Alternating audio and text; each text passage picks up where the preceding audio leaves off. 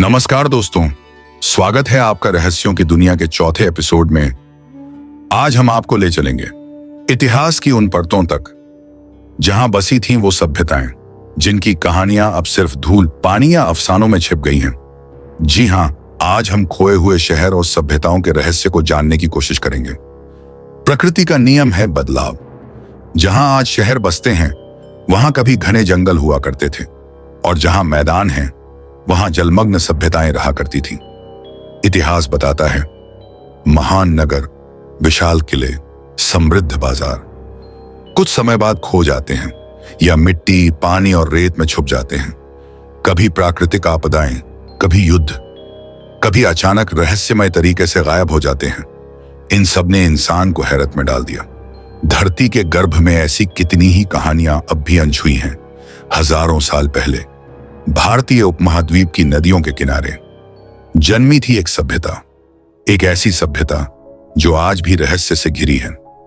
1921 और 1922 पंजाब के हड़प्पा और सिंध के मोहनजोदड़ो में हुई खुदाई ने इतिहास की धारा बदल दी। यह कोई साधारण गांव नहीं था, बल्कि योजनाबद्ध नगर। सोचिए, 5000 साल पहले इन नगरों में था सीवर सिस्टम, जल निकासी व्यवस्था और अनाज के भंडार। यह व्यवस्था आधुनिक शहरों से भी उन्नत थी। इन मोहरों पर उकेरे गए चिन्ह दुनिया की सबसे बड़ी पहेली हैं। क्या यह व्यापार की भाषा थी या किसी धार्मिक मंत्र का रहस्य? आज तक कोई इसे पढ़ नहीं पाया। ये लोग किसान भी थे और व्यापारी भी। वे कपास उगाते थे, मेसोपोटामिया तक व्यापार करते थे। लेकिन कोई महल या मंदिर नहीं मिला। क्या यह वास्तव में बराबरी पर आधारित समाज था? लेकिन यह महान सभ्यता क्यों खत्म हो गई? क्या बाढ़ ने इसे बहा दिया? क्या सरस्वती जैसी नदियां सूख गईं? या आर्यों का आक्रमण इसके अंत का कारण बना? सिंधु घाटी सभ्यता हमें बताती है कि अतीत हमेशा उतना सरल नहीं जितना हम सोचते हैं। यह एक ऐसा रहस्य है जो भविष्य तक अनसुलझा रह सकता है।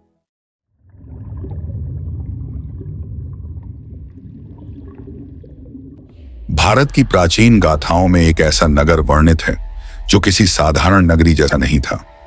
कहते हैं वह नगर सोने और रत्नों से जगमगाता था। उसकी सड़कें मोतियों जैसी चमकती थीं और हर घर में धर्म और नीति की गूंज सुनाई देती थी। वह नगर था भगवान श्री कृष्ण की द्वारिका। मथुरा में कंस का अंत करके कृष्ण ने जन जन को भय से मुक्त तो किया, परंतु कंस का ससुर जरासंध, जो मगध का राजा था, बदले की आग में बार बार मथुरा पर आक्रमण करने लगा। 17 बार उसने विशाल सेना के साथ हमला किया। कृष्ण जानते थे कि मथुरा इतनी बार आक्रमण झेलकर अब सुरक्षित नहीं रह सकती। उन्होंने निश्चय किया अपने लोगों के लिए एक ऐसा स्थान खोजने का जहां शांति, सुरक्षा और समृद्धि साथ साथ हो।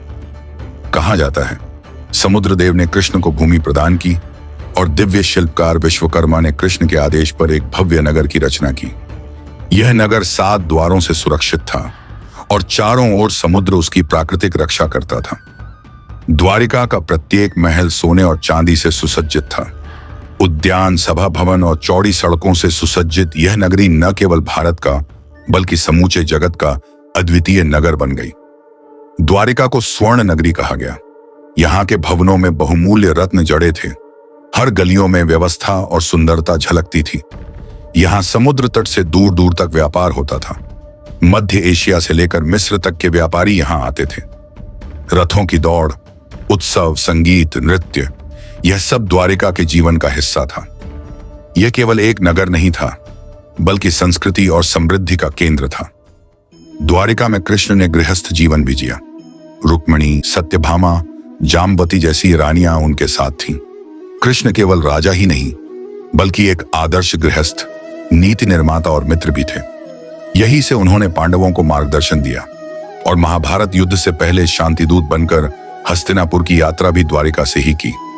द्वारिका केवल कृष्ण का निवास नहीं, बल्कि धर्म और राजनीति का केंद्र भी थी। समय के साथ द्वारिका का वैभव भी क्षीण होने लगा। यादवों में आपसी कलह बढ़ गई। एक दिन मदिरा के नशे में उन्होंने आपस में ही युद्ध किया और एक दूसरे का संहार कर डाला। कृष्ण ने यह सब देखा और अंत में वन में प्रस्थान किया। उनके पृथ्वी त्यागने के बाद समुद्र ने धीरे धीरे इस स्वर्ण नगरी को अपनी लहरों में समा लिया। आज भी द्वारिका के जलमग्न अवशेष समुद्र की गहराइयों में मिलते हैं, जो इस कथा को केवल मिथक नहीं बल्कि इतिहास सिद्ध करते हैं।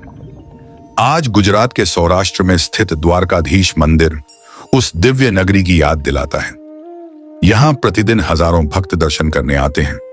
समुद्र किनारे खड़ा यह मंदिर मानो कह रहा हो कि द्वारिका समुद्र में डूब गई, पर उसकी आत्मा आज भी जीवित है। द्वारिका केवल एक ऐतिहासिक नगरी नहीं, यह आस्था, अध्यात्म और नीति का ऐसा प्रतीक है जो युगों युगों तक अमर रहेगा। कहते हैं, जिसने द्वारिका के दर्शन किए उसने स्वयं श्री कृष्ण के दर्शन कर लिए। द्वारिका वह नगर जो सागर की गोद में सोया है और श्रद्धालुओं के हृदय में सदैव जीवित है। क्या आपने कभी सोचा है कि हमारे समुद्र की गहराइयों में शायद एक ऐसी सभ्यता सो रही है जो हमसे कहीं अधिक उन्नत थी? अटलांटिस एंड लेमुरिया, दो खोए हुए महाद्वीप जिनके रहस्य आज भी वैज्ञानिक और आध्यात्मिक जगत को उलझाए हुए हैं। अटलांटिस का पहला उल्लेख ग्रीक दार्शनिक प्लेटो ने किया था। उन्होंने लिखा कि अटलांटिक महासागर के बीचों बीच एक महान द्वीप था जहां देवताओं के वंशज रहते थे। यह सभ्यता सोने चांदी से सजी नगरी, उड़ते रथों और क्रिस्टल ऊर्जा से चलती मशीनों के लिए जानी जाती थी। लेकिन समय के साथ उनका अहंकार बढ़ा और एक ही दिन और रात में समुद्र ने सब कुछ निगल लिया। कई शोधकर्ताओं का मानना है कि अटलांटिस आज के बहामास या अंटार्कटिका के नीचे छिपा हो सकता है। कुछ इसे मिस्र और माया सभ्यता का पूर्वज भी मानते हैं। क्या यह संभव है कि अटलांटिस का ज्ञान आज भी हमारे डीएनए में कहीं छिपा हो? लेकिन अटलांटिस अकेला नहीं था। दूसरे छोर पर थी एक और खोई हुई भूमि, लेमुरिया। माना जाता है कि हिंद महासागर और प्रशांत महासागर के बीच एक विशाल महाद्वीप था जिसे लोग मुनुत भी कहते थे। यहां के लोग प्रकृति प्रेमी, शांति प्रिय और आध्यात्मिक रूप से अत्यधिक उन्नत थे।